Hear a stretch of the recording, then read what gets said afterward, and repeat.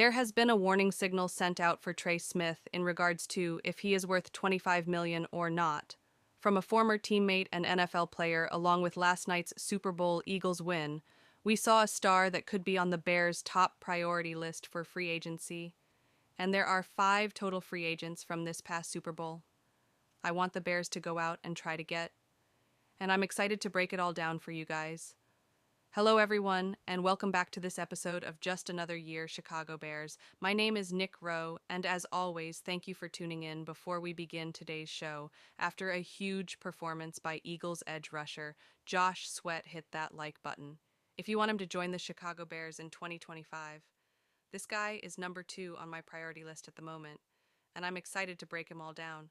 But he had a great game against those Chiefs, and on top of it, too, thank you for 26,000 subscribers, and to do so, we're celebrating by giving away a Cale Williams home jersey.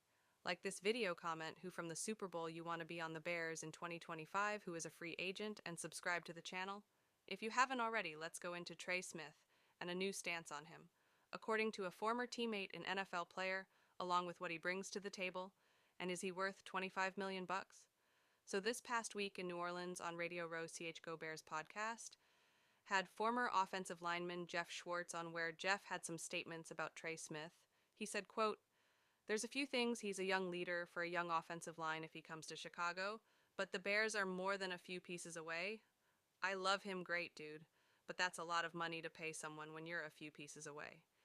And this was Jeff Schwartz, in regard to paying Trey Smith more than $25 million, which is what he's projected according to CBS Sports, and what his party price is going to be asking for. The 4-year NFL lineman has never made a Pro Bowl, but he's always ranked among the best in the league at the right guard position, and his stats definitely show for that. Going through Trey Smith's stats in 2021 to 2024. Keep in mind he's a sixer pick out of Tennessee, and Ryan Poes was the assistant general manager of the Chiefs when they drafted Trey Smith, so there's a small connection there. But during his time, he has only missed 1 NFL game during his 4-year career. Along with that, he's never had lower than a 71.5 PFF grade. He's never allowed more than 4 sacks in the season, which in 2024 for the Kansas City Chiefs was his first 0-sack season, along with his lowest amount of hurries and quarterback hits this past year was special, with a 78.8 PFF grade sacks. 0.5 quarterback hits only allowed in 26 hurries. Now you might be like, that's a lot, but you gotta keep in mind, he had over 1,000 snaps, and he's got other linemen that might not be helping him out so much. He might be picking up double teams. But look at the progression from 2021 to 2024. I mean, very good year last year as well. In 2023, when the Chiefs won the Super Bowl, 72.2 PFF grade 2 sacks, a lot 5 quarterback hits, and 34 hurries. 2022, when they also won the Super Bowl, 16 games. So missing more, won by a 71.5 PF grade, his lowest rating, along with only 2 sacks, 2 quarterback hits, and 32 hurries in his rookie year. He's going to struggle, but still impressive with a 72.3 PFF grade, now breaking him down from where he ranks in the NFL. His run blocking grade in 2024 was 10th out of 135 registered offensive guards who played at least 50% of snaps for their team's offenses. Along with that, he had the 14th ranked PFF grade out of 135th in pressures and 33rd in pass block GR. I mean, at the end of the day, guys, Trey Smith is a fantastic football player.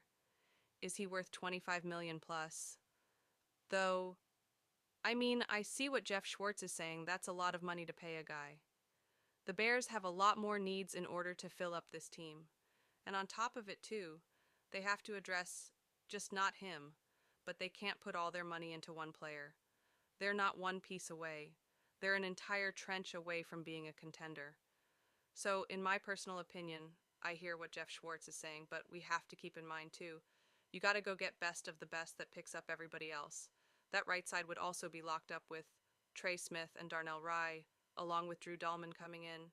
Bears have a lot of cap casualties, which I went through a few videos ago. I'll link that at the end of this video for you guys to go and look. So the Bears are going to have money, but Smith was carrying that Chiefs offensive line, the more you can know, and it's really tough to justify $25 million, especially with the Bears position.